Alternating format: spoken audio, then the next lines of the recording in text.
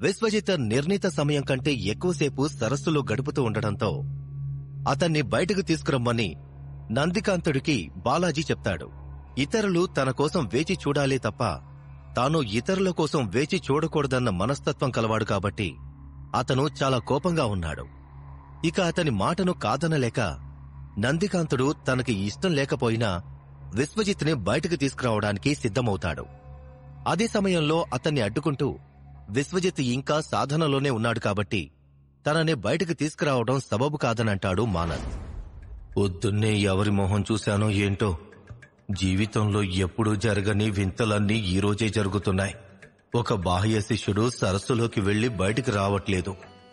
బాలాజీ వాడిని బయటకు తీసుకురమ్మని అడుగుతుంటే మానస్ వాడిని తీసుకురావద్దని చెప్తున్నాడు.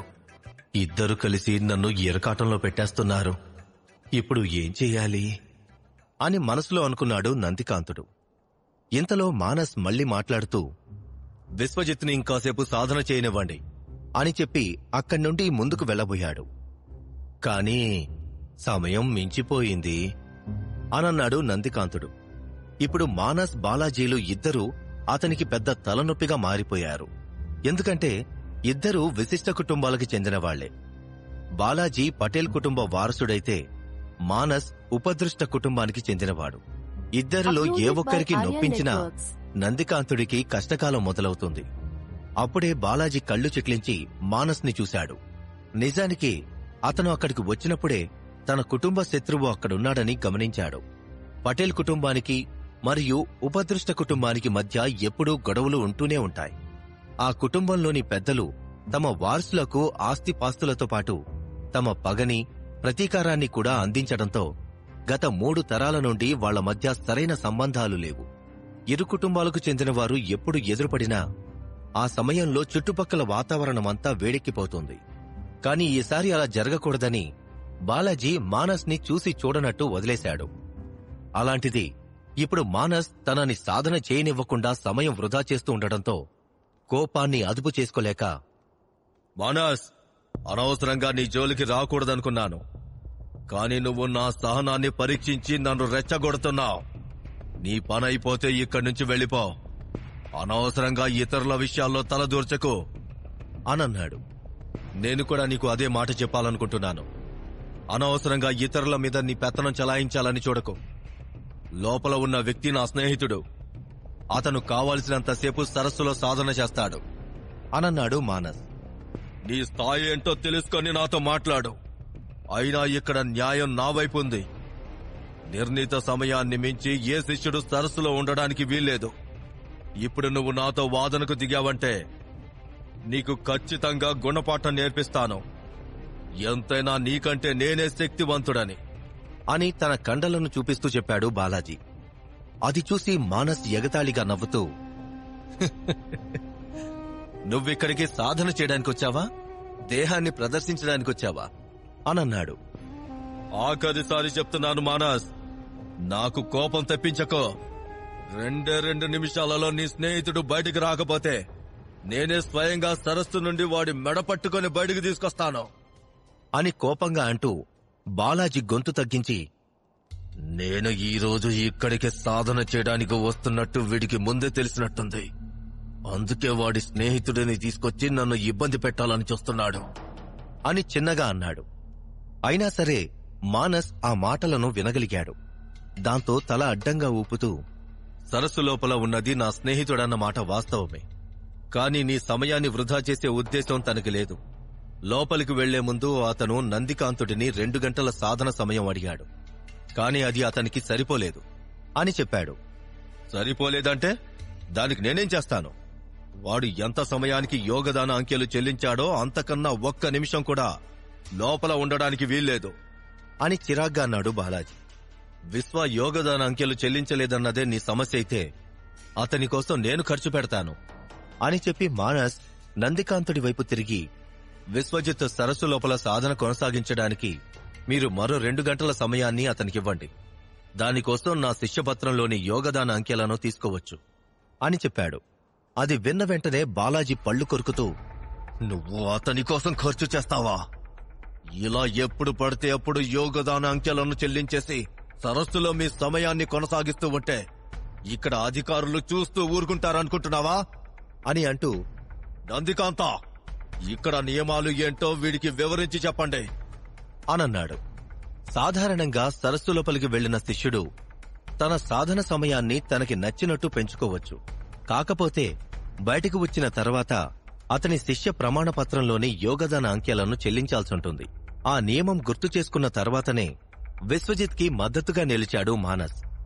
కాని బాలాజీకి ఆ నియమం తెలియకపోవడంతో న్యాయం తనవైపే ఉందని అనుకుంటున్నాడు. అదే సమయంలో నందికాంతుడి ముఖం ఆందోళనతో నిండిపోయింది. మానస్ చెప్పేదాంట్లో తప్పు లేదని అతనికి తెలిసినా బాలాజీ కోపాన్ని చూడడం ఇష్టం లేక, మానస్ గారు, మీ స్నేహితుడు బయటికి రావడం మంచిది. అతనికి ఇచ్చిన సమయం ముగిసిపోయింది అనన్నాడు. ఆ విషయం నాకు తెలుసు. అందుకే నేను అతని కోసం సమయాన్ని ఖరీదు చేద్దాం అనుకుంటున్నాను. నా వద్ద యోగదాన అంకెలు ఎక్కువగానే ఉన్నాయి. మీకు ఎన్ని కావాలంటే అన్ని తీసుకోండి. 2 గంటలేంటి, 20 గంటలకు సరిపడా యోగదాన అంకెలను మీరు స్వీకరించినా నాకు ఎలాంటి ఇబ్బంది లేదు. కాని నా స్నేహితుడు బయటకు వచ్చేంత వరకు మీరు వేచి చూడాలి. అతన్ని బలవంతంగా రప్పించడానికి వీల్లేదు అని ఖచ్చితంగా చెప్పాడు మానస్. సాధారణంగా అతను ఎప్పుడూ నిజాయితీగానే మాట్లాడతాడు, ఎంతో వినయశీలి కూడా. కాని కోపం వచ్చినప్పుడు మాత్రం మానస్ రౌద్ర రూపాన్ని ధరిస్తాడు. అతన్ని శాంతింపచేయడం ఎవరివల్లా కాదు. ఆ విషయం నందికాంతుడికి కూడా బాగా తెలియడంతో అతనికి ఏం చెయ్యాలో అర్థం కావట్లేదు. ఇద్దరు విశిష్ట కుటుంబాల యోధుల మధ్య ఇరుక్కుపోయాడు. ఇంతలో బాలాజీ అనుమానంగా చూస్తూ, మానస్, నీ స్నేహితుడి కోసం ఎందుకు ఇంతగా తపన పడుతున్నావు? నీ కుటుంబాన్ని కాపాడే శక్తి నీకు లేదని మీ వాళ్లకి తెలిసిపోయిందా?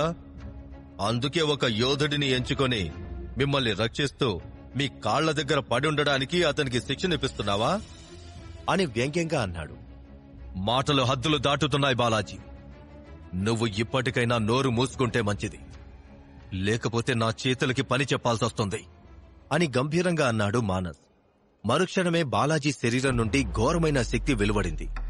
అతను ఏమీ మాట్లాడకుండా మానస్తో యుద్ధం చేయడానికి సిద్ధమైపోయాడు. అతనిపై చేయి వేస్తే ప్రమాదం వస్తుందని తెలిసినా బాలాజీ వెనక్కి తగ్గాలనుకోలేదు.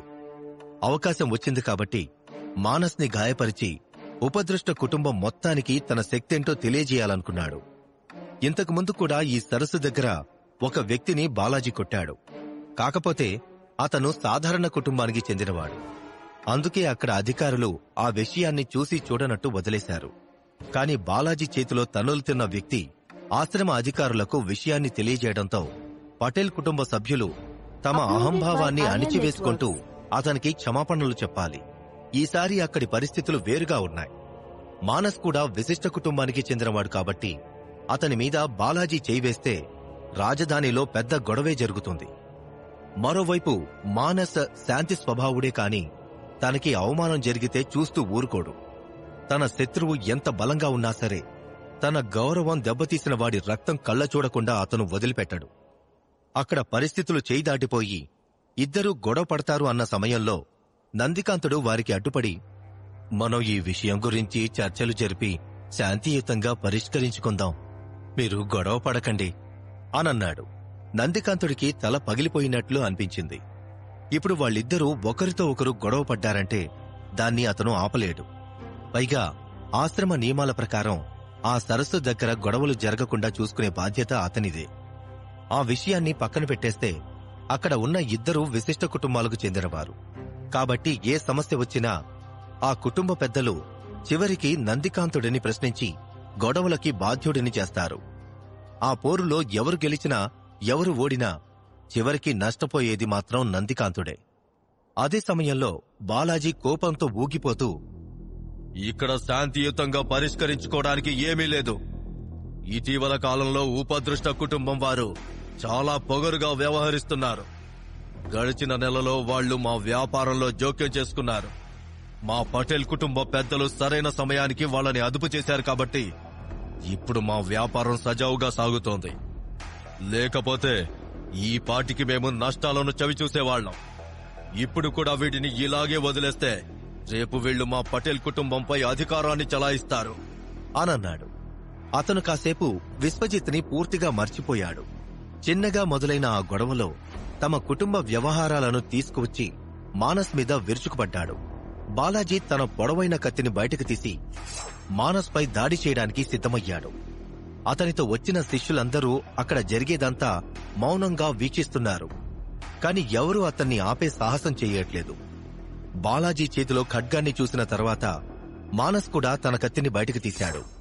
అప్పుడే భ్రమక మత్స్య సరస్సు నుండి ఒక రూపం వేగంగా బయటకు దూసుకొచ్చింది. అదే విశ్వజిత్ సూర్య. సాధనను పూర్తి చేసుకుని బయటకు వచ్చిన వెంటనే తన చుట్టూ ఒక చల్లని ఆధ్యాత్మిక శక్తి ఏర్పడటం అతను గమనించాడు. ఇంతలో తన ఎదురుగా ఇద్దరు వ్యక్తులు ఒకరిపై ఒకరు దాడి చేసుకోవడానికి సిద్ధంగా ఉండడం చూసి ఆశ్చర్యపోయాడు. ఇది సాధన స్థలం కదా, వీళ్ళిక్కడ యుద్ధం మొదలుపెట్టారేంటి? సప్తశక్తి ఆశ్రమ నియమాల ప్రకారం ఈ ప్రదేశంలో ఎవరూ తమ ఆయుధాలని బయటకు తీయకూడదు. అలా చేస్తే వాళ్ళకి కఠినమైన శిక్ష ఉంటుంది. అది తెలిసి కూడా వీళ్లు ఇంతలా రెచ్చిపోతున్నారంటే ఇక్కడ ఖచ్చితంగా ఏదో జరిగే ఉంటుంది. మొదటిసారి నాకు సంబంధం లేని గొడవని వీక్షిస్తున్నాను అని మనసులో అనుకున్నాడు విశ్వజిత్. ఇంతలో నందికాంతుడు గట్టిగా ఊపిరి పీల్చుకొని, సాధన చేయడానికి వెళ్లిన శిష్యుడు బయటకొచ్చేశాడు, ఇంకా మీ ఇద్దరూ గొడవ పడాల్సిన అవసరం లేదు అనన్నాడు. అది వినగానే, ఇతనేంటి ఇక్కడ గొడవ నా వల్ల జరుగుతుందన్నట్లు మాట్లాడుతున్నాడు, దీంతో నాకసలు సంబంధం లేదనుకున్నానే అని విశ్వజిత్ మనసులో అనుకుంటూ, మానసన్నా, ఇక్కడ ఏం జరుగుతోంది? నీ ఎదురుగా ఉన్న అతను ఎవరు అని ప్రశ్నించాడు. ఆ వివరాలన్నీ తర్వాత తెలుసుకోవచ్చు, కాని వాళ్ళిద్దరూ నీ కారణంగా యుద్ధానికి సిద్ధమవుతున్నారు, కాబట్టి వాళ్ళని నువ్వే ఆపాలి అని గొంతు పెంచి అన్నాడు నందికాంతుడు. నా వల్ల గొడవ పడుతున్నారా? కాని ఎందుకు అని అయోమయంగా అడిగాడు విశ్వజిత్. అప్పుడు అతని మొహం చూసిన నందికాంతుడు చిన్నగా నిట్టూర్చి, విశ్వ, ఆయన పటేల్ కుటుంబ వారసుడు. తన పేరు బాలాజీ. నువ్వు సరస్సు లోపల ఉన్నప్పుడు ఇక్కడ సాధన చేయడానికొచ్చారు. నీ సమయం పూర్తయినా సరే నువ్వు బయటికి రాలేదు. దాంతో నిన్ను నేను బయటికి రప్పిద్దామనుకున్న సమయంలో మానస్ నీకు ఇంకొంచెం సమయం కేటాయించమని, అందుకోసం తాను ఖర్చు చేయడానికి సిద్ధంగా ఉన్నానని చెప్పారు. కాని దానికి బాలాజీ ఒప్పుకోలేదు. అలా వాళ్ళిద్దరి అభిప్రాయాలు వేరవడం వల్ల ఒకరితో ఒకరు వాదించుకుంటూ చివరికి యుద్ధానికి సిద్ధమయ్యారు. ఇదంతా నీ వల్ల జరిగింది కాబట్టి నువ్వే వాళ్ళని ఆపాలి అని మొత్తం భారాన్ని విశ్వజిత్ మీద వేసేశాడు. నేను బయటకొచ్చేశాను కాబట్టి మీరిద్దరూ గొడవ పడాల్సిన అవసరం లేదు. బాలాజీ గారు, మీరు సరస్సులోకి వెళ్లి ఎంతసేపు కావాలంటే అంతసేపు సాధన చేసుకోవచ్చు అని విశ్వజిత్ కంగారుగా అన్నాడు. తన వల్ల అక్కడ ఉన్న ఎవరూ గొడవ పడకూడదనుకున్నాడు. కాని అతనికి తెలియని విషయం ఏమిటంటే, వాళ్లు ప్రస్తుతం తమ కుటుంబ ప్రతీకారాలను గుర్తు చేసుకుంటూ ఒకరితో ఒకరు యుద్ధం చేయడానికి సిద్ధమయ్యారు. దాంతో ఇద్దరూ విశ్వజిత్ మాటలను లెక్క చేయలేదు. అది గమనించిన నందికాంతుడు ఇక లాభం లేదనుకుని, విశ్వ, నువ్వు మానస్ గారితో మాట్లాడు, నేను బాలాజీ గారితో మాట్లాడతాను అనన్నాడు. విశ్వజిత్ సరే అన్నట్టు తల ఊపి మౌనంగా మానస్ వైపు నడిచాడు. అదే సమయంలో బాలాజీ పిడికిలి బిగించి, ఇక్కడ ఉన్న ఎవరూ మా విషయంలో జోక్యం చేసుకోవాల్సిన అవసరం లేదు. ఎవరు ఏం చెప్పినా నేను ఈరోజు మానస్ ని కొట్టిన తర్వాతే ఇక్కడ్నుంచి వెళ్తాను అని హెచ్చరించాడు. వెంటనే విశ్వజిత్ ప్రతిస్పందిస్తూ, మానస్ అన్న నా సొంత సోదరుడు కాకపోయినా అంతకంటే ఎక్కువ. నా కారణంగా ఆయన సమస్యలో పడితే నేను చూస్తూ ఊరుకోను అనన్నాడు. ఊరుకోక ఏం చేస్తావురా అని ఆవేశంగా అన్నాడు బాలాజీ. నీ అంతు చూస్తాను అని యుద్ధానికి సిద్ధమయ్యాడు విశ్వజిత్. అది చూసిన నందికాంతుడు మళ్లీ తలపట్టుకున్నాడు. విశ్వజిత్ మరో విశిష్ట కుటుంబానికి శత్రువుగా మారనున్నాడా? బాలాజీని విశ్వజిత్ ఓడిస్తాడా? ఈ యుద్ధం దేనికి దారితీస్తుంది? ఇలాంటి ఎన్నో ప్రశ్నలకు సమాధానాలు తెలియాలంటే వింటూనే ఉండండి విశ్వ విజేత మీ పాకెట్ ఎఫ్ఎంలో. అందరికీ హాయ్. మీరు తెలుగు ఫుల్ స్టోరీ పూర్తిగా వినాలని అనుకుంటే దయచేసి టెలిగ్రామ్లో జాయిన్ అవ్వండి. టెలిగ్రామ్లో యోద్ధా 121 అని సెర్చ్ చేస్తే మా ఛానల్ నేరుగా కనిపిస్తుంది. లేదా ఎక్స్ప్లోర్ మోర్ స్టోరీస్ అని సెర్చ్ చేసి కూడా జాయిన్ అవ్వచ్చు. లింక్ బయోలో ఉంది. యూట్యూబ్ కామెంట్ సెక్షన్లో కూడా ఉంటుంది. జస్ట్ క్లిక్ చేసి నెమ్మదిగా జాయిన్ అవ్వండి. Happy listening. మానస్ మరియు బాలాజీ కుటుంబ కక్షలను గుర్తు చేసుకుంటూ ఒకరిపై ఒకరు దాడి చేసుకునేందుకు సిద్ధమవుతారు. వాళ్లని ఆపమని విశ్వజిత్ని కోరతాడు నందికాంతుడు. కాని ఆలోపే మాటకి మాటా పెరిగి బాలాజీని అంతం చేయడానికి సిద్ధమై అతని వైపు దూసుకుపోతాడు విశ్వజిత్. దాంతో చూసి రమ్మంటే కాల్చి వచ్చినట్టు గొడవ ఆపమని పంపిస్తే మొత్తం నాశనం చేసేటట్టున్నాడు అని నందికాంతుడు మనసులో అనుకుంటూ వేగంగా విశ్వజిత్ వైపుకు వెళ్లి అతని చేపట్టుకున్నాడు. అప్పటికే విశ్వజిత్ తన ఆధ్యాత్మిక శక్తిని మేల్కొల్పడంతో నందికాంతుడు ఆ శక్తిని తట్టుకోలేక వెంటనే తన చేతిని వెనక్కి లాక్కుని, "నువ్వు సామాన్యుడివి కాదు, నీలో ఏదో శక్తి దాగుంది" అని చిన్నగా అన్నాడు. ఆ సమయంలో అతను విశ్వజిత్ని ఆపడానికి వచ్చానన్న సంగతి కూడా మర్చిపోయాడు. ఇంతలో, "నా దారి కట్టు రాకండి, నా సోదరుడిని అవమానించిన వాడిని నేను ఊరికే వదిలిపెట్టను" అనన్నాడు విశ్వజిత్. "నేను నీకొకటి చెప్తే నువ్వు ఇంకోటి చేస్తున్నావు. నేను ఒప్పుకుంటున్నాను, నీకు అమోఘమైన శక్తి ఉంది. కాని బాలాజీ నేపథ్యం ఏంటో నీకు తెలుసా? తనని ఎదుర్కోగలననుకుంటున్నావా? తను విశిష్ట కుటుంబానికి చెందినవాడు. వాళ్ల శక్తి నేను నీకు ప్రత్యేకంగా చెప్పనవసరం లేదు. ఆవేశాన్ని అదుపు చేసుకుని వెనక్కి తగ్గు" అని చెప్పాడు నందికాంతుడు.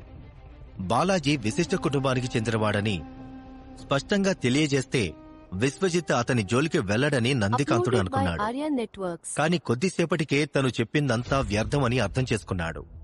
బాలాజీ గురించి పూర్తిగా తెలిసిన తరువాత విశ్వజిత్ మరింత రెచ్చిపోతూ, "మొదట వీడి వాలకం చూసినప్పుడే వీడు విశిష్ట కుటుంబానికి చెందినవాడని నాకు అర్థమైపోయింది. అందుకే వీడికి బుద్ధి చెప్పి వాడి స్థానం ఏంటో చూపించాలనుకుంటున్నాను" అని పౌరుషంగా అన్నాడు. ఆ మాటలు వినగానే నందికాంతుడితో పాటు మానస్ కూడా ఆశ్చర్యపోయాడు. ఎందుకంటే తన ఎదురుగుండా అత్యంత శక్తివంతమైన మహావీరుడు ఉన్నాడని తెలిసినా ఏమాత్రం వెనకాడకుండా విశ్వజిత్ అతన్ని ఎదిరించడానికి సిద్ధమయ్యాడు. అదే సమయంలో బాలాజీ ముఖ కవళికలు మారిపోయాయి. అతని రక్తం మరిగిపోతోంది. శరీరంలోని కండరాలు ఉబికి వచ్చాయి. అతని మనసులో పుట్టిన కోపం ఎర్రని పొగలాగా మారి అతని శరీరం నుండి బయటకొచ్చింది. మరుక్షణమే అతని ముఖం ప్రశాంతంగా మారిపోయింది. బాలాజీ ఒక ప్రత్యేకమైన సాధన పద్ధతిని ఉపయోగించి తన కోపాన్ని తగ్గించుకున్నాడు. ఎందుకంటే తాను గనక పూర్తి శక్తితో దాడి చేస్తే విశ్వజిత్, మానస్లతో పాటు నందికాంతుడు, అలాగే అక్కడ ఉన్న సరస్సు, మిగిలిన శిష్యులందరూ నాశనమైపోతారని అతని అభిప్రాయం. కోపం తగ్గినా విశ్వజిత్ని అతను క్షమించలేదు.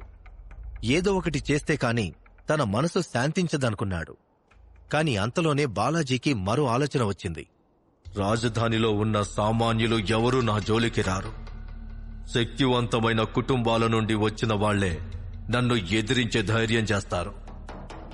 ఒకవేళ ఈ అబ్బాయి కూడా ఏదో ఒక గొప్ప కుటుంబానికి చెందినవాడైతే అతనితో గొడవ పెట్టుకుంటే మా వ్యాపారానికి నష్టం వాటిల్లొచ్చు" అని మనసులో అనుకున్నాడు బాలాజీ. తర్వాత ప్రశాంతంగా విశ్వజిత్ వైపు చూస్తూ, "వీళ్లు మాట్లాడుకుంటున్నప్పుడు నీ పేరేంటో విన్నాను. కాని ఎక్కడ్నుంచి వచ్చావో, నీ వివరాలేంటో నాకు పూర్తిగా తెలియదు. నేను నీ గురించి తెలుసుకోవాలనుకుంటున్నాను" అని అడిగాడు. దానికి విశ్వజిత్ సమాధానం చెప్పే ముందే మానస్ ముందుకొచ్చి, "విశ్వ నా స్నేహితుడు. ఇంతకంటే నీకు తెలియాల్సిన వివరాలు ఏమీ లేవు. నీకు నీ శక్తి మీద నమ్మకం ఉంటే ధైర్యంగా వచ్చి ఎదుర్కో. అంతేగాని ఇలా కుటుంబాల గురించి, వాళ్ల వెనక ఉన్న శక్తివంతుల గురించి తెలుసుకొని ఆ తర్వాత దాడి చేయకు" అని చిరాగ్గా అన్నాడు. "ఓహో, అంటే వాడు సాధారణ కుటుంబం నుండి వచ్చిన వాడన్నమాట. సర్లే, ఇంతకీ నీ స్నేహితుడు ఏ దళానికి చెందిన శిష్యుడు?" అని అడిగాడు బాలాజీ. సాధారణంగా విశిష్ట కుటుంబాలకు చెందిన వాళ్లందరూ తమ కుటుంబానికి ఉన్న పేరు వాడుకొని సమాజంలో చలామణి అవుతుంటారు. సామాన్య శిష్యులు మాత్రమే తమ కుటుంబం గురించి బయట చెప్పుకోరు. ఎప్పుడైతే మానస్ విశ్వజిత్ వివరాలు చెప్పడానికి నిరాకరించాడో అప్పుడే అతను ఒక సామాన్యుడని బాలాజీకి అర్థమైంది. అప్పుడే మానస్ ఏదో ఆలోచిస్తూ ఉండగా, "నేను ఆకాశ దళానికి చెందిన శిష్యుడిని" అని చెప్పాడు విశ్వజిత్. "ఆకాశ దళమా?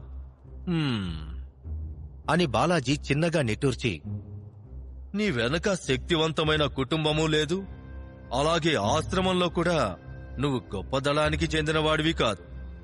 అలాంటప్పుడు నాతో గొడవ పడాలన్న ఆలోచన నీకెలా వచ్చింది?" నువ్వు నిజంగానే శక్తివంతుడివా లేదా మూర్ఖుడివా అని అడిగాడు. ఇలా మాటలతో సమయం వృధా చేయకుండా పోరాడితే విషయం నీకే తెలుస్తుంది. ఇక్కడ ఎవరు శక్తివంతులో ఎవరు మూర్ఖులో అని ధైర్యంగా సమాధానమిచ్చాడు విశ్వజిత్. ఇక బాలాజీ వెనక్కి తగ్గాలనుకోలేదు. వెంటనే తన ఆధ్యాత్మిక శక్తిని మేల్కొల్పి విశ్వజిత్ పై దాడి చేయడానికి సిద్ధమయ్యాడు. అదే సమయంలో విశ్వజిత్ కూడా తన శక్తిని మేల్కొల్పాడు. ఇంతలో బంగారు వర్ణంలో ఉన్న నీటి బిందువులు కొన్ని బాలాజీ చేతిలో ప్రత్యక్షమయ్యాయి. చూస్తూ ఉండగానే ఆ బిందువులన్నీ ఒకదానిలో ఒకటి విలీనమై ఒక పెద్ద ఖడ్గంగా మారిపోయాయి. ఇది పటేల్ కుటుంబానికి చెందిన వర్ష సాంకేతికత. ఇది ఆకాశ స్థాయి సాంకేతికతతో సమానంగా ఉంటుంది. యుద్ధభూమిలో గనక వర్ష సాంకేతికతను ఉపయోగించి శత్రు సైన్యం మీద దాడి చేస్తే ఒకేసారి కొన్ని లక్షల మంది సైనికులను అంతం చేయొచ్చు. అప్పుడే అకస్మాత్తుగా బాలాజీ చేతిలో ఉన్న బంగారు వర్ణ ఖడ్గం నుండి లెక్కలేనన్ని నీటి చుక్కలు వెలువడ్డాయి. అవన్నీ ఒక పెద్ద నీటి బుడగలాగా మారి విశ్వజిత్ మరియు మానస్ వైపుకు రావడం ప్రారంభించాయి. అవి సాధారణ నీటి బుడగల్లాగా కనిపిస్తున్నా వాటి శక్తేంటో మానస్కి బాగా తెలుసు. అందుకే విశ్వజిత్ని పక్కకి తోసేస్తూ, ఇది చాలా ప్రమాదకరమైనది విశ్వ, వీటిని మనం ఎదుర్కోలేము, వెంటనే ఇక్కడి నుంచి పారిపో అనన్నాడు. ఆ తర్వాత అతను తన కత్తితో నీటి బిందువులను చీల్చడానికి ప్రయత్నించాడు. తదుపరి క్షణంలోనే మానస్ కత్తి నుండి నలుపు రంగు కిరణాలు వెలువడ్డాయి. ఆ కిరణాలు నీటి బిందువులను తాకగానే ఆ బిందువుల నుండి శీతల శక్తి ఉద్భవించింది. వెంటనే నీటి బిందువులు మంచు గోళాలుగా మారి నేలమీద పడిపోయాయి. అంతేకాదు, ఆ మంచు గోళాలు నేలను తాకగానే రాతి నేల నుజ్జైపోయింది. అది చూసి, ఈ గోళాలు మనిషిని తాకితే అప్పుడు పరిస్థితేంటో అని మనసులో అనుకున్నాడు విశ్వజిత్. అదే సమయంలో మానస్ తన ఖడ్గాన్ని వేగంగా ఊపుతూ తన వైపుకు వస్తున్న నీటి బిందువులను విచ్ఛిన్నం చేస్తూ ముందుకు దూసుకుపోయాడు. ఈలోపు బాలాజీ కూడా కొత్త బిందువులను సృష్టించి దాడిని కొనసాగించాడు. కాని సాధనలో లోపం కారణంగా కొంతసేపటి తర్వాత మానస్ ఆ బిందువులను ఎదుర్కోలేకపోయాడు. పెద్ద మొత్తంలో నీటి బిందువులు అతని వైపు వస్తుంటే కత్తిని కింద పడేసి చలనం లేకుండా నుంచున్నాడు. అది చూసి విశ్వజిత్ వేగంగా స్పందిస్తూ అతన్ని వెనక్కి తోయడంతో మానస్ నేలమీద పడిపోయాడు. ఇంతలో ఒక నీటి బిందువు విశ్వజిత్ శరీరాన్ని తాకింది. అది చూసి మానస్ కంగారుగా పైకి లేచి అతనికి సహాయం చేయాలనుకున్నాడు. ఇంతలోనే అతని కళ్ళు ఆశ్చర్యంతో పెద్దవయ్యాయి. నీటి బిందువులు శరీరాన్ని తాకుతున్నా సరే విశ్వజిత్ కి మాత్రం ఏం కావట్లేదు. అతను స్థిరంగా పర్వతం అంచున నిలబడి బాలాజీని చూసి నవ్వుతున్నాడు. ఇదేంటి, విశ్వకి ఏమీ కావట్లేదు, నిజంగానే తను బాలాజీని ఎదిరించగలడా అని చిన్నగా అన్నాడు మానస్. మరోవైపు నీటి బిందువులను సమర్థవంతంగా ఎదుర్కొంటూ విశ్వజిత్ తన చుట్టూ ఒక రక్షణ కవచం ఏర్పరచుకున్నాడు. అది ఊదారంగు ఆధ్యాత్మిక శక్తితో మెరిసిపోతోంది. అందులో తారాశక్తి కూడా నిండి ఉంది. విశ్వజిత్ తాను చేసే దాడులను సమర్థవంతంగా ఎదుర్కొంటున్నాడని బాలాజీకి తెలిసినా అతను తన ఓటమిని అంగీకరించడానికి సిద్ధంగా లేడు. అందుకే తాను సృష్టించే నీటి బిందువులలోకి మరింత ఆధ్యాత్మిక శక్తిని ప్రవేశపెడుతూ, ఈసారి నా దాడులను ఎలా ఎదుర్కొంటావో చూస్తాను అనన్నాడు. ఇక మొదటి నీటి బిందువు విశ్వజిత్ చుట్టూ ఉన్న రక్షణ కవచాన్ని తాకగానే అది దాన్ని చీల్చుకొని లోపలికి ప్రవేశించింది. ఆ తర్వాత మరెన్నో బిందువులు కవచం లోపలికి చొరబడ్డాయి. వాటిలో కొన్ని బిందువులు విశ్వజిత్కి సమీపంగా వచ్చినప్పుడు వాటిలోని ప్రత్యేకమైన శక్తి అతని మీద ఒత్తిడి తీసుకొచ్చింది. అప్పుడే తాను మంచులోకి కూరుకుపోతున్నట్లు విశ్వజిత్ గమనించాడు. అతని కంటి రెప్పల మీద కూడా మంచు పొర ఏర్పడింది. వెన్నులోంచి వణుకు పుడుతోంది.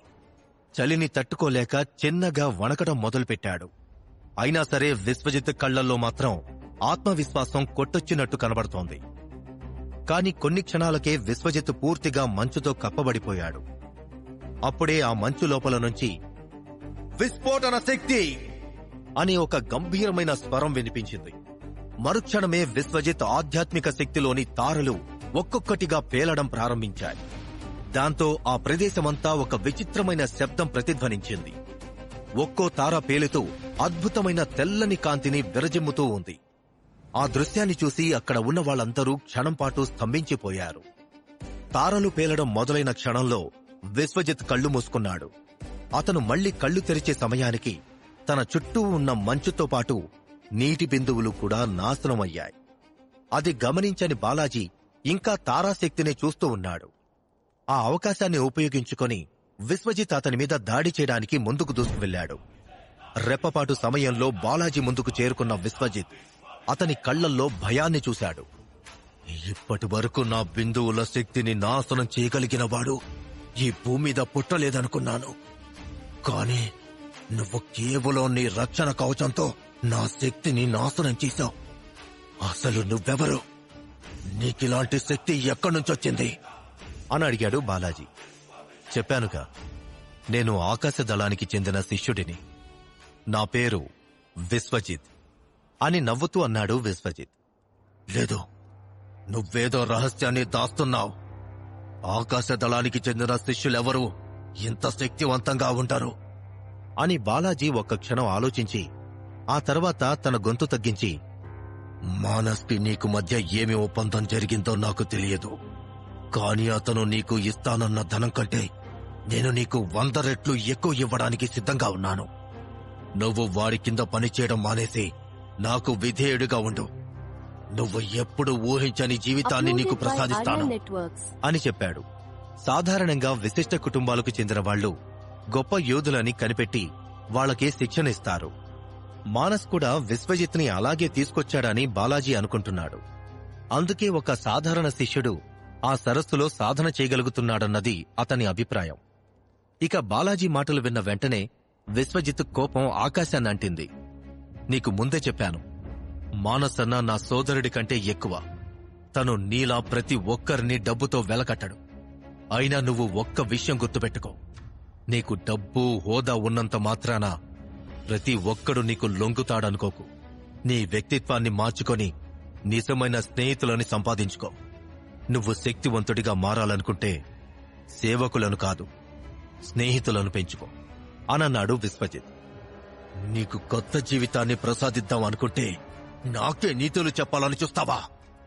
నీతో మాటలు వ్యర్థం అని బాలాజీ అకస్మాత్తుగా విశ్వజిత్ గొంతు పట్టుకున్నాడు. మరుక్షణమే విశ్వజిత్ ఛాతిలో ఉన్న మానసరత్నం ప్రకాశించింది. దానితో పాటు అతని మూలాధార చక్రంలో ఉన్న విరుద్ధ శక్తి అతని శరీరమంతా వ్యాపించింది. దాంతో అతని శరీరంలో ప్రకంపనలు పుట్టాయి. వాటిని తట్టుకోలేక ఒక్కసారిగా తన చేతిని వెనక్కి తీసుకున్నాడు బాలాజీ. అప్పుడే విశ్వజిత్ రూపం ఒక్కసారిగా మాయమైపోయింది. వీడు ఎంత వేగంగా ఎలా తప్పించుకున్నాడో, ఇప్పుడు ఎక్కడికి పోయాడో అని బాలాజీ చుట్టూ చూస్తూ తన చేతిలో ఉన్న ఖడ్గాన్ని గట్టిగా పట్టుకున్నాడు. అతని గుండె వేగం ఎక్కువైపోయింది. అప్పుడే వెనక నుండి గాలి వేగంగా వీస్తున్నట్లు అనిపించడంతో అకస్మాత్తుగా అటువైపుకి తిరిగాడు బాలాజీ. అప్పుడు విశ్వజిత్ అతని ఖడ్గానికి తన చేతిని అడ్డుగా పెట్టాడు. అది చూసి, నువ్వు నీ చేతులతో నా ఖడ్గాన్ని ఆపాలనుకుంటున్నావా అని బాలాజీ క్రూరంగా నవ్వుతూ, ఇలాంటి వాడికి మరణమే సరైనదే అనన్నాడు. బాలాజీ చేతిలో ఉన్న ఖడ్గం ఒక మధ్యస్థాయి ఆధ్యాత్మిక ఆయుధం. అది పక్షి ఈకలంతా సన్నగా మరియు పదునుగా ఉంటుంది. కాని దానికి ఒక కొండను కూడా చీల్చగల శక్తి ఉంది. అలాంటి ఖడ్గాన్ని ఆపడానికి విశ్వజిత్ తన చేతులను అడ్డుపెట్టడంతో బాలాజీకి నవ్వాగలేదు. అతను తన ఖడ్గాన్ని విశ్వజిత్ ఛాతిలోపలికి చొప్పించాలని చూశాడు. అప్పుడే విశ్వజిత్ కూడా స్పందిస్తూ ఆ ఖడ్గాన్ని తన 2 వేళ్ల మధ్యలో గట్టిగా పట్టుకున్నాడు. మరుక్షణమే బాలాజీ ముఖంలోని నవ్వు మాయమైపోయింది. అక్కడ ఏం జరుగుతోందో అతనికి ఏమీ అర్థం కావట్లేదు. కాని తనకు తెలియకుండానే ఖడ్గాన్ని వెనక్కి లాగేందుకు ప్రయత్నించాడు. అతను తన 2 చేతులతో ఖడ్గం యొక్క పిడిభాగాన్ని పట్టుకుని వెనక్కి లాగుతున్నా సరే అది అతనికి చిక్కట్లేదు. విశ్వజిత్ కేవలం 2 వేళ్లతో ఆ ఖడ్గాన్ని నియంత్రిస్తున్నాడు. కొంతమంది గొప్ప యోధులవ్వడానికి పుడతారని విన్నాను. వాళ్లలో సహజంగా శక్తి ఉంటుంది. వీడు అలాంటివాడేనా అని ఆశ్చర్యపోతూ మనసులో అనుకున్నాడు బాలాజీ. అంతలోనే తన ఆలోచనలను పక్కన పెట్టేస్తూ, వీడు ఇంకా మొదటి దశ మహావీర స్థాయి యోధుడు. ఇలాంటి వాడి చేతిలో ఓడిపోతే అంతకంటే మరో అవమానం ఉండదు అని మనసులో అనుకుంటూ తన ఆధ్యాత్మిక శక్తిని ఖడ్గం లోపలికి ప్రవహింపచేశాడు. అది ఖడ్గం ద్వారా విశ్వజిత్ శరీరంలోకి ప్రవేశించిన వెంటనే, హిమసత్వ ఆధ్యాత్మిక బంధనం అని గట్టిగా అరిచాడు బాలాజీ. తర్వాత ఏం జరగనుంది? బాలాజీ విశ్వజిత్ కి లొంగుతాడా? విశ్వజిత్ కి ఆశ్రమంలో శత్రువులు పెరగనున్నారా? ఇలాంటి ఎన్నో ప్రశ్నలకు సమాధానాలు తెలియాలంటే వింటూనే ఉండండి విశ్వవిజేత మీ పాకెట్ ఎఫ్ఎంలో. This audio purchase on Telugu బాలాజీకి Wave. విశ్వజిత్ కి మధ్య యుద్ధం జరుగుతూ ఉండగా అతని ఖడ్గాన్ని తన 2 వేళ్ల మధ్యలో పట్టుకుంటాడు విశ్వజిత్. అప్పుడు హిమసత్వ ఆధ్యాత్మిక బంధనం అని గట్టిగా అరుస్తూ తన ఆధ్యాత్మిక శక్తిని ఖడ్గం నుండి ప్రవహింపచేస్తాడు బాలాజీ. మరుక్షణమే ఖడ్గం నుండి మంచు బిందువులు వెలువడి విశ్వజిత్ కుడి చేతిని చుట్టుకొని ఘనీభవించాయి. నెమ్మదిగా అతని శరీరంలోని అర్ధభాగం మంచుతో గడ్డకట్టుకుపోయింది. తనపై ఏర్పడుతున్న మందమైన మంచు పొరను చూసి విశ్వజిత్ నొసలు చిట్లించి దాన్ని విరగ్గొట్టడానికి తన శక్తిని ఉపయోగించాడు. కాని అది సాధారణ మంచు కాదు. సర్పనాణాల శక్తిని వాడినా కూడా ఆ మంచు పగల్లేదు. నువ్వు ఎంత ప్రయత్నించినా అది వ్యర్థమే అవుతుంది. ఈ మంచు సాధారణమైనది కాదు. శారీరక శక్తిని ఉపయోగిస్తే అది పగలదు. నువ్వు ఈసారి ఎలా బయటపడతావో చూద్దాం అని ఎగతాళిగా అన్నాడు బాలాజీ. మరోవైపు విశ్వజిత్ ముఖంలో ఎటువంటి భావమూ లేదు. క్లిష్టమైన పరిస్థితుల్లో కూడా అతను బాలాజీ వైపు ధిక్కారంగా చూస్తూ తనలో దాగి ఉన్న మానసరత్నాన్ని మేల్కొలిపి ఎడమ చేతిలో కేంద్రీకృతం చేసి తన కుడి చేతి మీద బలంగా కొట్టగానే వెంటనే ఆ మంచులో ఎర్రని చీలిక ఏర్పడి మందమైన మంచు పొర మొత్తం ఒక సాలేడు గూడులాగా విస్తరించింది. ఆ తర్వాత అతను కుడి చేతిని చిన్నగా కదిలించగానే మంచు ముక్కలన్నీ చెల్లాచెదురయ్యాయి. అదే క్షణంలో విశ్వజిత్ వేళ్ల మధ్య ఉన్న బాలాజీ ఖడ్గం కూడా 2 ముక్కలవ్వడంతో పాటు అతను దూరంగా ఎగిరిపడ్డాడు. ఇది ఎలా సాధ్యం అని కొన్ని గజాల దూరంలో పడిపోయిన బాలాజీ తన శరీరాన్ని తడుముకుంటూ పైకి లేచాడు. మాటల్లో చెప్పలేని భావాలన్నీ అతని కళ్లల్లో కనబడుతున్నాయి. హిమసత్వ ఆధ్యాత్మిక బంధనాన్ని సాధన చేయడానికి అతను ఎన్నో సంవత్సరాలు కష్టపడ్డాడు. ఆ సమయంలో ఎన్నోసార్లు ఆ సాధనను మధ్యలోనే వదిలేయాలని బాలాజీ అనుకున్నాడు. కాని తండ్రి ప్రేరేపించడంతో ఎలాగైనా హిమసత్వ ఆధ్యాత్మిక బంధన సాంకేతికతను సొంతం చేసుకోవాలని ఆశ అతనిలో పుట్టింది. దానిని ధ్వంసం చేయడం ఆధ్యాత్మిక మండల స్థాయి యోధుడికి మాత్రమే సాధ్యమని అతని తండ్రి ఎన్నోసార్లు చెప్పాడు. అలాంటిది ఆ బంధనాన్ని బాహ్య శిష్యుడైన విశ్వజిత్ క్షణంలో ధ్వంసం చేసేశాడు. అదీకాక ఆ బంధనాన్ని బాలాజీ మొదటిసారి విశ్వజిత్ మీదే ప్రయోగించాడు. దాన్ని అతను చిత్తుగా ధ్వంసం చేశాడు. దాంతో తనకి ఓటమి తప్పదన్న సంగతి బాలాజీకి అర్థమైపోయింది. కాని అతను సహజంగా గర్విష్టి. పైగా అందర్నీ తన ఆధీనంలో ఉంచుకోవాలని అధికారం కోసం తపనపడే మనిషి. అందుకే గెలవలేను అని తెలిసినా మూర్ఖత్వంతో పైకి లేచి, వీడు మనిషి కాదు, రాక్షసుడు, వీడిని ఓడించి నిజమైన యోధుడెవరో నేను చూపిస్తాను అని మనసులో అనుకున్నాడు బాలాజీ. అప్పుడే అతని కళ్లల్లో ఎర్రటి మెరుపులు పుట్టాయి. కంటి నుండి రక్తపు కన్నీరు కారింది. ముఖం క్రూరంగా మారిపోయింది. అతను ఒక మనిషిలా కాకుండా క్రూర మృగంలాగా పరిగెడుతూ, నేను ఇప్పుడే నిన్ను చంపేస్తాను అంటూ విశ్వజిత్ వైపుకి దూసుకొస్తున్నాడు. నిజానికి ప్రస్తుతం తనకున్న శక్తితో విశ్వజిత్ని ఓడించలేనన్న సంగతి బాలాజీకి బాగా తెలుసు. అందుకే అతను తన కుటుంబం ఇచ్చిన రక్షాశక్తిని ప్రయోగించడానికి సిద్ధమయ్యాడు. సాధారణంగా విశిష్ట కుటుంబాలకు చెందిన వారసులకు ఏదైనా అత్యవసర లేదా ప్రాణాంతక పరిస్థితులు వస్తే తమని తాము రక్షించుకునేందుకు ఒక రహస్యమైన ఆయుధాన్ని ఇస్తారు. దాన్నే రక్షాశక్తి అంటారు. అలాంటి ఆయుధాన్ని ఇంతకుముందు రుద్రతేజ మరణ సమరంలో విశ్వజిత్ మీద ప్రయోగించాడు. ఇప్పుడు బాలాజీ కూడా అటువంటి ఆయుధాన్ని ప్రయోగించడానికి సిద్ధమయ్యాడు. అతను విశ్వజిత్ని చేరుకున్న క్షణంలోనే అతని భుజం మీద ఒక బంగారపు గుర్తు మెరవడంతో పాటు చెయ్యి బంగారు రంగులో మారిపోయింది. అది ఒక మనిషి చేతిలా కాకుండా దివ్య ఆయుధంలాగా ప్రకాశిస్తోంది. బాలాజీ పిడికిలి బిగించి విశ్వజిత్ను బలంగా కొట్టబోయాడు. అదే సమయంలో గాలిలోకి ఎగిరిన విశ్వజిత్ పల్టీలు కొడుతూ తన మోకాలితో బాలాజీ గుండెల మీద తన్నగానే అతని భుజం మీద ఉన్న బంగారు వర్ణంలోని చిహ్నం కాంతిహీనంగా మారిపోయింది. బాలాజీ చేయి కూడా మామూలు స్థితికొచ్చేసింది. అతను గాల్లోకి ఎగిరి వెనక ఉన్న రాయిని ఢీకొని కింద పడ్డాడు. తలకి తీవ్రమైన గాయమవడంతో స్పృహ కోల్పోయాడు. అది చూసి బాలాజీతో వచ్చిన శిష్యులలో ఒకరు కంగారుగా, బాలాజీ అన్న నేలపై పడిపోయాడు, తనకేదైనా అయితే దానికి ఎవరు బాధ్యత వహిస్తారు అని గట్టిగా అరిచాడు. అతను కూడా విశిష్ట కుటుంబానికి చెందినవాడే. కాని విశ్వజిత్కి మరియు బాలాజీకి మధ్య యుద్ధం జరుగుతున్న సమయంలో అతను మౌనంగా ఉన్నాడు. ఎందుకంటే బాలాజీ గెలుస్తాడన్న నమ్మకం అతనికి చివరి వరకు ఉంది.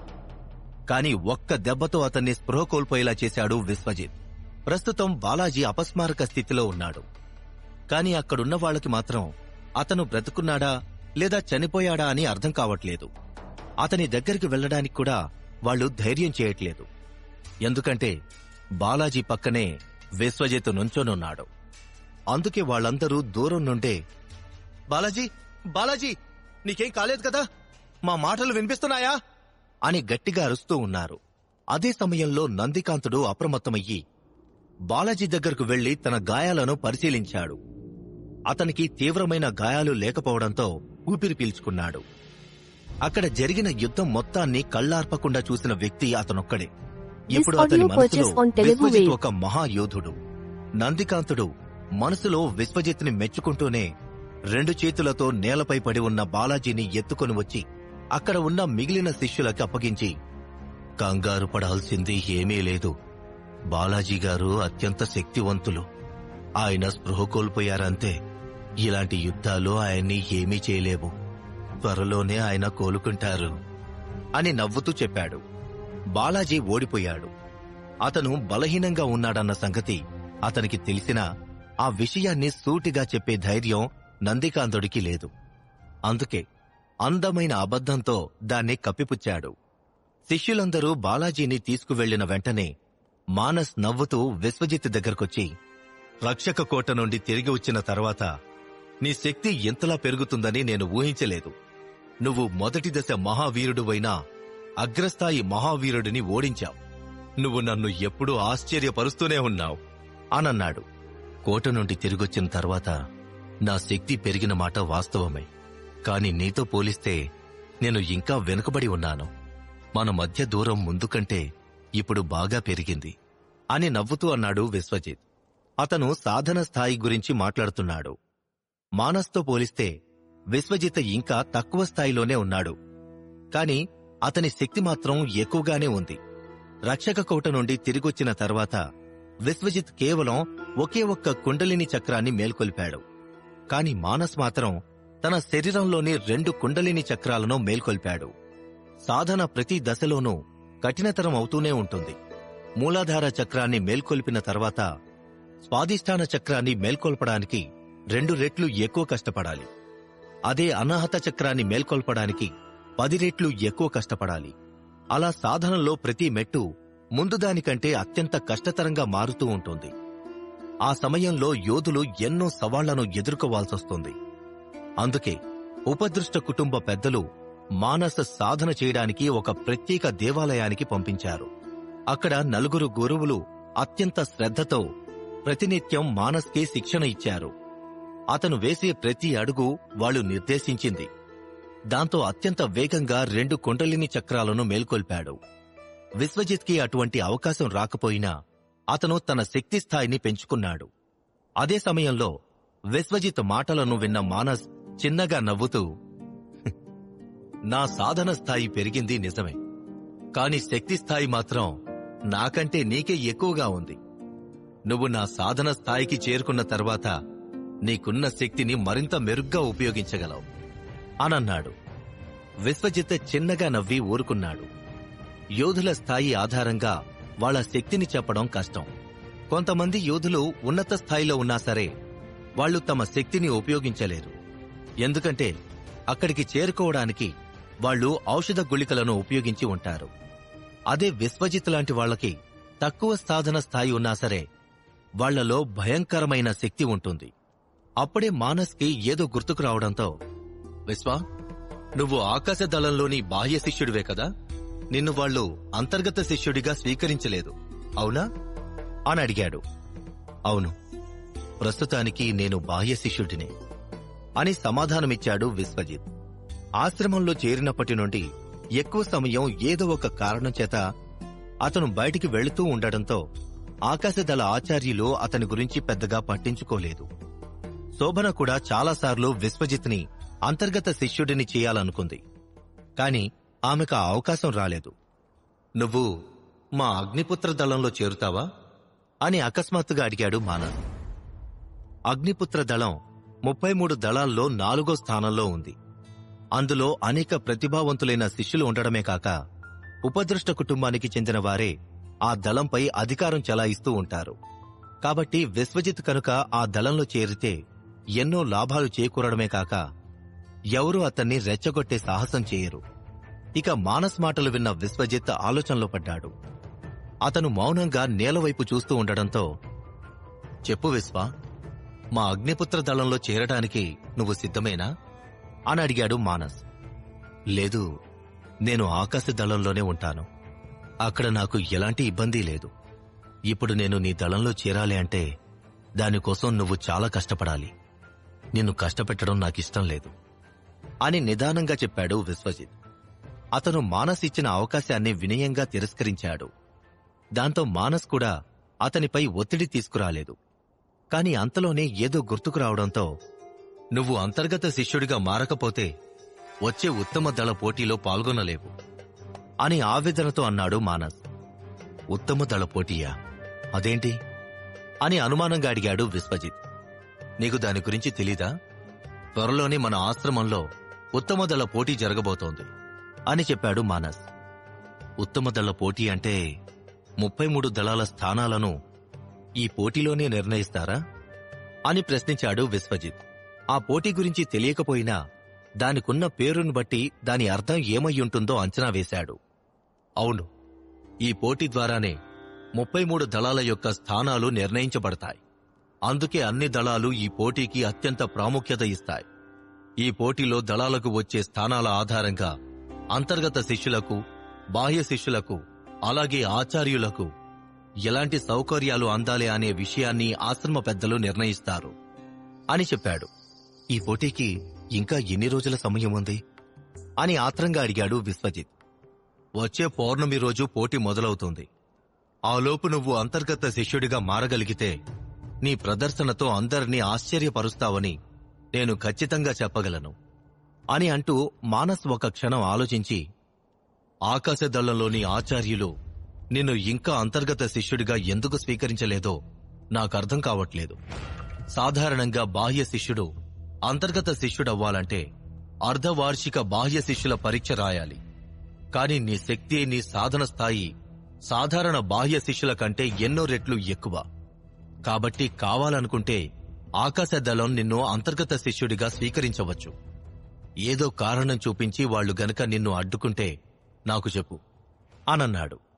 సప్తశక్తి ఆశ్రమంలో శోభన This audio తర్వాత purchase on Telugu విశ్వజిత్కి Wave. మేలు చేయాలని చూసే వ్యక్తి మానస్. అతను నిజాయితీగా ఆలోచిస్తున్నాడు. అందుకే విశ్వజిత్ ఇంకా బాహ్య శిష్యుడిగా ఉండిపోవడానికి కారణం ఏంటో తెలుసుకోవాలనుకున్నాడు.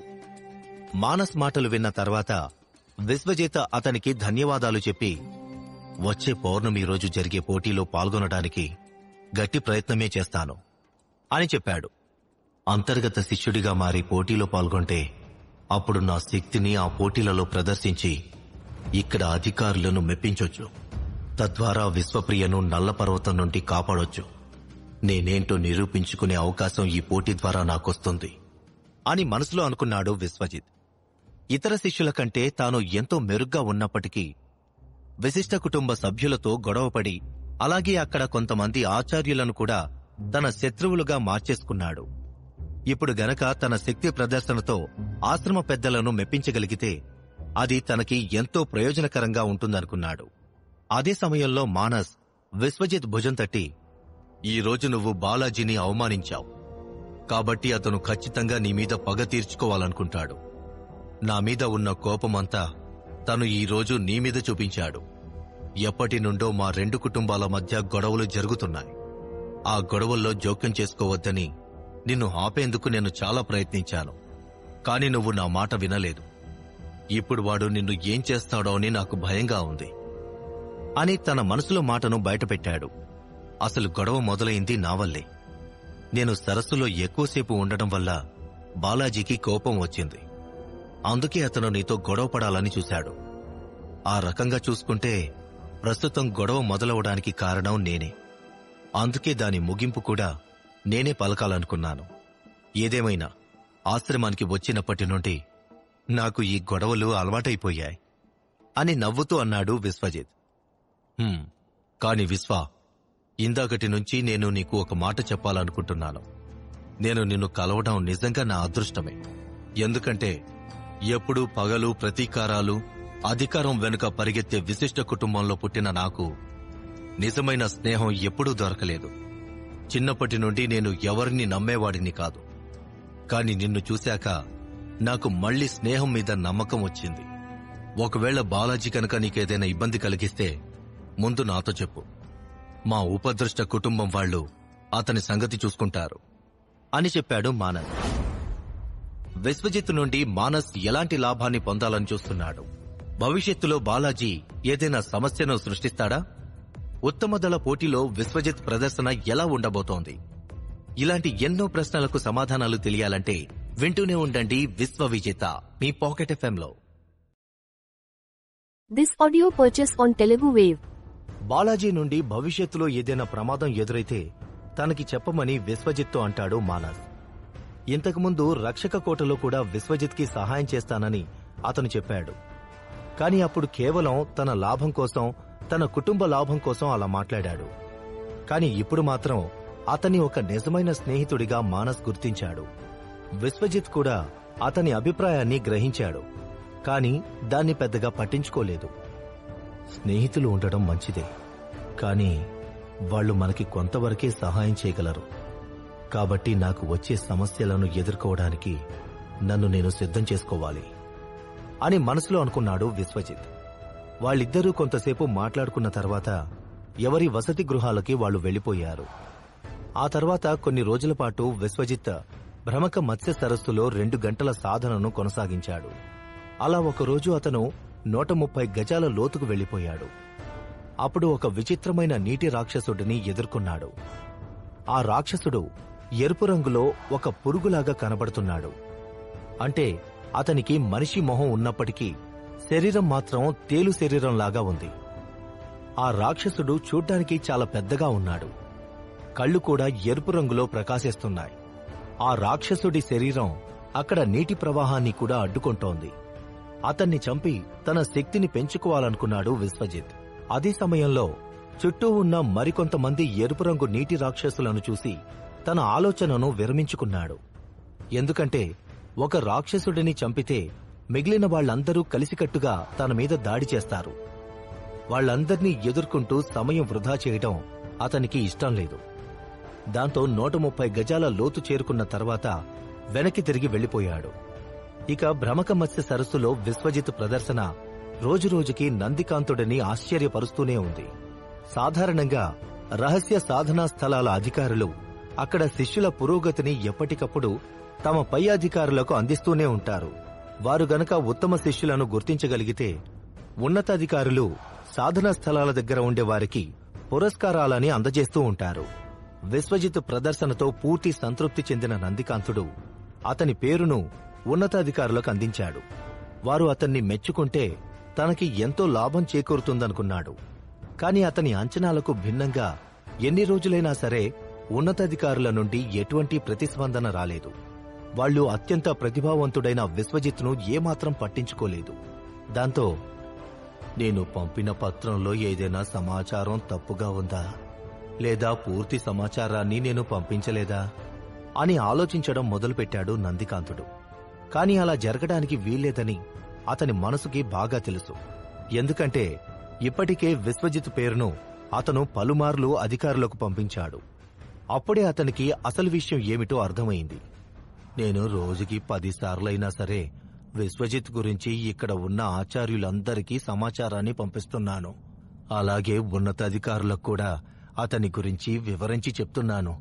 అయినా సరే ఎవరి నుండి ఎటువంటి వివరణ రాలేదంటే దీనర్థం ఒకటే, సప్తశక్తి ఆశ్రమంలో ఉన్న అధికారులలో ఎవరో విశ్వజిత్ పురోగతిని అడ్డుకోవాలనుకుంటున్నారు. అతన్ని తమ కాళ్ల కింద అణిచివేయాలని చూస్తున్నారు అని చిన్నగా అంటూ పిడికిలి బిగించాడు నందికాంతుడు. తను అంతకంటే ఏమీ చేయలేకపోయాడు.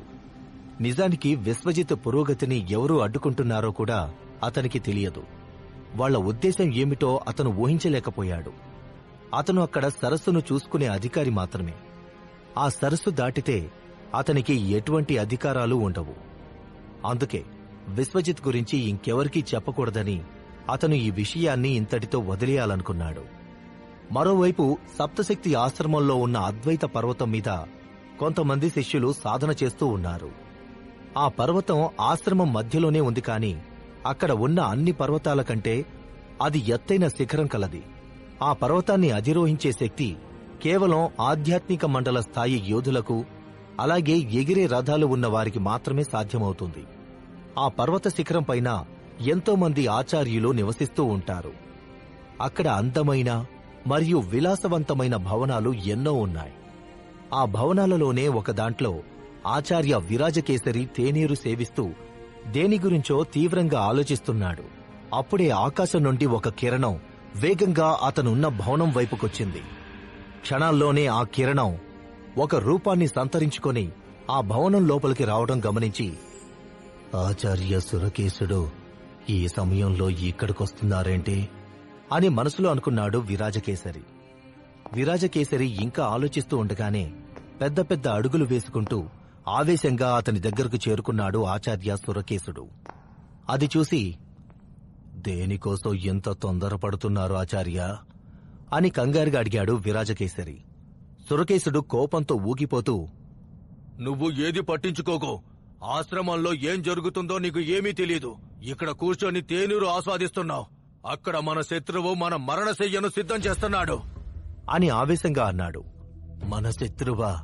ఎవరు? మీరసలు ఏం మాట్లాడుతున్నారు అని కంగారుగా అడిగాడు విరాజకేసరి.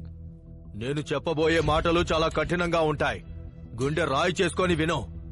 మనం కొన్ని రోజుల క్రితం ఒక యువకుడి గురించి న్యాయపరమైన విచారణ జరిపాం, గుర్తుందా అని అడిగాడు సురకేశుడు. విశ్వజిత్ This audio purchase అతను on ఒక Telugu Wave. సాధారణ కుటుంబానికి చెందినవాడు అని తేలిగ్గా చెప్పాడు విరాజకేసరి. నేను ఇన్ని రోజులు నీలాగే అనుకున్నాను, కాని వాడు మనందరినీ మోసం చేస్తున్నాడన్న సంగతి నాకు ఈ రోజే తెలిసింది. అతని అసలైన గుర్తింపు నేను తెలుసుకున్నాను అనన్నాడు ఆచార్య సురకేశుడు. అసలైన గుర్తింపా? అంటే ఇన్ని రోజులు వాడు తన గుర్తింపును దాచుకొని తిరుగుతున్నాడా? వాడు నిజంగా అంత గొప్పవాడా అని అసహనంగా అడిగాడు ఆచార్య విరాజకేసరి. వాడి ఇంటి పేరు సూర్య. నువ్వు సంవత్సరం క్రితం న్యాయపరమైన విచారణ జరిపి ధర్మపురి యువరాణి అయిన విశ్వప్రియను శిక్షించావు, గుర్తుందా అని కనుబొమ్మలు ఎగరేస్తూ అడిగాడు ఆచార్య సురకేశుడు. నేను విశ్వప్రియని ఎలా మర్చిపోగలను? కొన్ని వందల సంవత్సరాలకు తనలాంటి యోధురాలు పుడుతుంది. ఆమె శక్తి అద్భుతంగా ఉంటుంది అని ఆచార్య విరాజకేసరి ఒక క్షణం ఆగి, అంటే విశ్వప్రియకి విశ్వజిత్కి ఏదైనా సంబంధం ఉందా అని అడిగాడు. ఆ అమ్మాయి విశ్వజిత్ సొంత చెల్లెలు అని చెప్పాడు ఆచార్య సురకేశుడు. అది విన్న ఆచార్య విరాజకేసరి గట్టిగా నవ్వుతూ, ధర్మపురి మహాసామ్రాజ్యం ఏమీ కాదు. విశ్వప్రియ కుటుంబ నేపథ్యం కూడా పెద్ద గొప్పది కాదని తెలుసుకున్న తర్వాతే నేను ఆమెకు శిక్ష విధించాను. అలాంటి కుటుంబంలో పుట్టిన ఇద్దరు ఇంత గొప్ప యోధులవుతారని ఎవరు ఊహిస్తారు? ఇది చాలా ఆసక్తికరంగా ఉంది అనన్నాడు. సాధారణంగా విశిష్ట కుటుంబాలలో కేవలం ఒక్కరే గొప్ప యోధుడిగా మారుతారు. అలా మారిన వ్యక్తికే అందరూ తమ కుటుంబ బాధ్యతను అప్పజెప్తారు. కాని విశ్వజిత్ మరియు విశ్వప్రియ ఇద్దరూ విశిష్ట కుటుంబానికి చెందినవారు కాకపోయినప్పటికీ ఇద్దరిలోనూ అసాధారణమైన శక్తి ఉంది. అది చాలా అరుదైన విషయం. ఇక విశ్వజిత్ అసలు గుర్తింపు తెలిసిన తర్వాత కూడా విరాజకేసరి దాన్ని తేలిగ్గా తీసుకుంటూ ఉండడంతో సురకేశుడు తన కోపాన్ని అదుపు చేసుకోలేక, నువ్వు ఇంత తెలివి తక్కువ వాడివని నేను అనుకోలేదు. నీకు మెదడు లేదన్న సంగతి నాకు ముందే తెలుసుంటే నేను నీతో మాట్లాడేవాడిని కాదు అనన్నాడు. ఒక్కసారిగా అదిరిపడిన విరాజకేసరి అయోమయంగా చూస్తూ, ఇప్పుడేమైంది? వాళ్ళిద్దరూ శక్తివంతులైతే మనకొచ్చే సమస్య ఏంటి? వాళ్ల వల్ల మనకు ఏదైనా ప్రమాదం వస్తుందంటారా అని అడిగాడు. ఖచ్చితంగా విశ్వజిత్ ఆశ్రమానికి రావడానికి ప్రధాన కారణం తన చెల్లెలు. అతను తన చెల్లెల్ని రక్షించాలనుకుంటున్నాడు. నేను విన్నదాని ప్రకారం ఇప్పటికే నల్ల పర్వతంపై ఉన్న విశ్వప్రియను అతను కలిశాడు అని చెప్పాడు ఆచార్య సురకేశుడు. దానికి మీరెందుకు ఇంత కంగారు పడుతున్నారు? ఒక అన్న తన చెల్లెల్ని కాపాడే ప్రయత్నం చేయడం సర్వసాధారణం. కాని విశ్వప్రియను నల్ల పర్వతం నుండి తీసుకురావడం అంత సులభమేమీ కాదు అని చెప్తూ ఆచార్య విరాజకేసరి తేనీటిని తయారు చేసి సురకేశుడికి అందించగానే, నాకిదేం అవసరం లేదు అని సురకేశుడు కనుబొమ్మలు చిట్లించి, విశ్వజిత్ని మనం తక్కువ అంచనా వేయడానికి వీల్లేదు. అతను ఇప్పటికే అసురదైవిక శక్తి వంటి ప్రత్యేక సాంకేతికతను సాధన చేశాడు. భవిష్యత్తులో వాడికి శక్తి పెరిగిందంటే మన పాలిట యముడై కూర్చుంటాడు. మనం చేసే ప్రతి పనిని పరీక్షిస్తాడు. మనం విశ్వప్రియని ఏ రకంగా ఇరికించి శిక్షించామో వాడికి తెలిసిపోతుంది. కాబట్టి ఇప్పుడే మనం ఏదో ఒకటి చేసి వాడిని నాశనం చెయ్యాలి అని కసిగా చెప్పాడు. అయితే ఆచార్య విరాజకేసరి మాత్రం దాని గురించి పెద్దగా పట్టించుకోలేదు. ఎందుకంటే విశ్వజిత్ పూర్తి శక్తి అతను కళ్లారా చూడలేదు. కాని ఆచార్య సురకేశుడు మాత్రం దండకేశ పర్వతంపై అతని ప్రదర్శనను చూశాడు.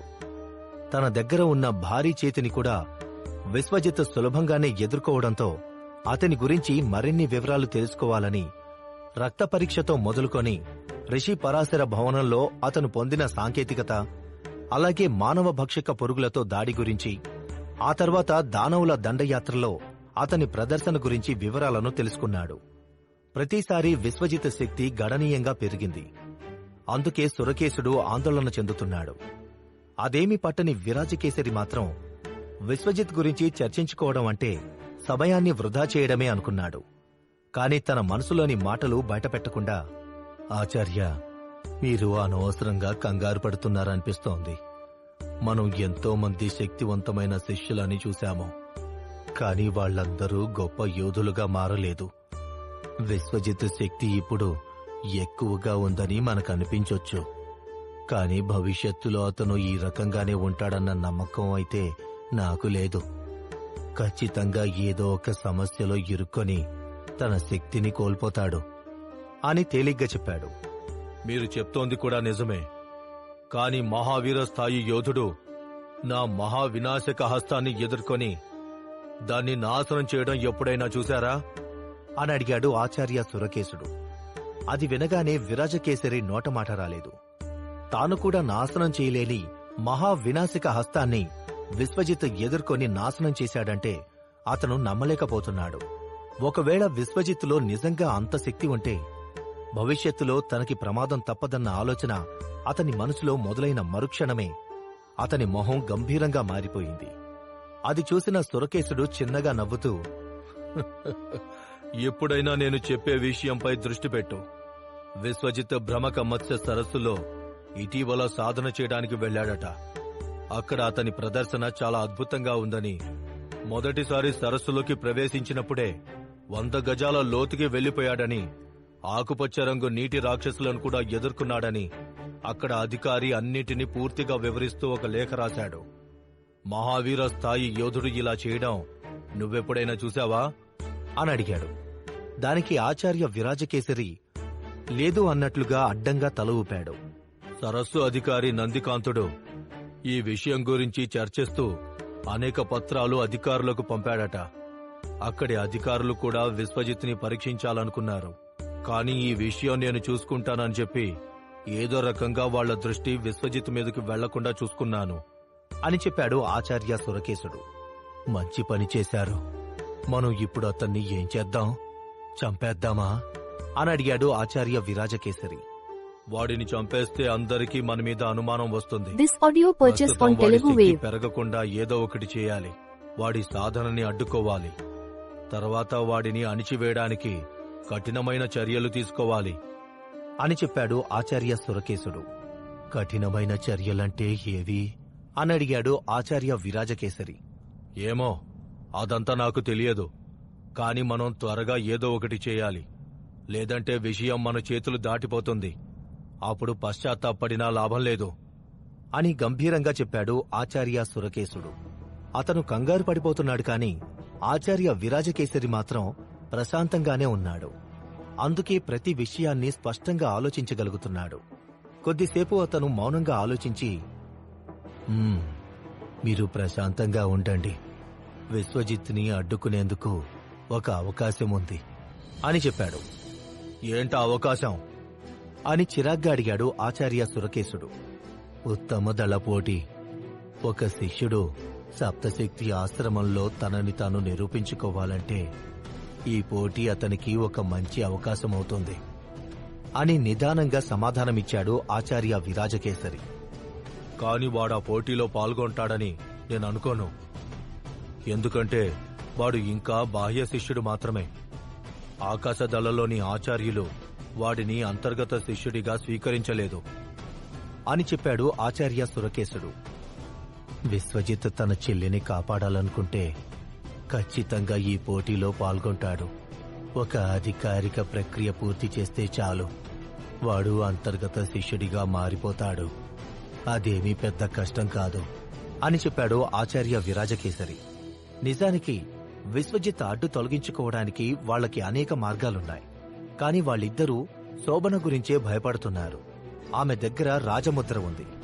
ఆమెకు కనుక కోపం వస్తే ఇద్దరిని క్షణంలో నాశనం చేసేస్తుంది. అందుకే సరైన ప్రణాళిక వేసిన తర్వాతే విశ్వజిత్ అడ్డు తొలగించుకోవాలనుకుంటున్నారు. ఇక విరాజకేసరి చెప్పిన దాని గురించి కొంతసేపు ఆలోచించిన తర్వాత సురకేశుడి ముఖంలో ఆందోళన మాయమైపోయింది. అతని మనసు కాస్త స్థిమితపడింది. గట్టిగా ఊపిరి పీల్చుకొని, నిన్ను అనుమానించినందుకు నన్ను క్షమించు. నీలాంటి వాడు నా పక్కన ఉండటం వల్లే ఇన్ని రోజులు నేను ఆశ్రమంలో ఏం చేసినా ఎవరికీ తెలియలేదు అని క్రూరంగా నవ్వాడు సురకేశుడు. ఆచార్యులు ఇద్దరూ ఏ రకమైన కుట్ర చేయబోతున్నారు? ఉత్తమ దళ పోటీలో విశ్వజిత్ ఎలాంటి పరిస్థితులను ఎదుర్కొంటాడు? ఉత్తమ దళ పోటీలో విజయం సాధించి విశ్వజిత్ తన చెల్లెల్ని కాపాడతాడా? ఇలాంటి ఎన్నో ప్రశ్నలకు సమాధానాలు తెలియాలంటే వింటూనే ఉండండి విశ్వ విజేత మీ పాకెట్ ఎఫ్ఎంలో. అందరికీ హాయ్. మీరు తెలుగు ఫుల్ స్టోరీ పూర్తిగా వినాలని అనుకుంటే దయచేసి టెలిగ్రామ్లో జాయిన్ అవ్వండి. టెలిగ్రామ్లో యోద్ధా 121 అని సెర్చ్ చేస్తే మా ఛానల్ నేరుగా కనిపిస్తుంది. లేదా ఎక్స్ప్లోర్ మోర్ స్టోరీస్ అని సెర్చ్ చేసి కూడా జాయిన్ అవ్వచ్చు. లింక్ బయోలో ఉంది. యూట్యూబ్ కామెంట్ సెక్షన్లో కూడా ఉంటుంది. జస్ట్ క్లిక్ చేసి నెమ్మదిగా జాయిన్ అవ్వండి. Happy listening.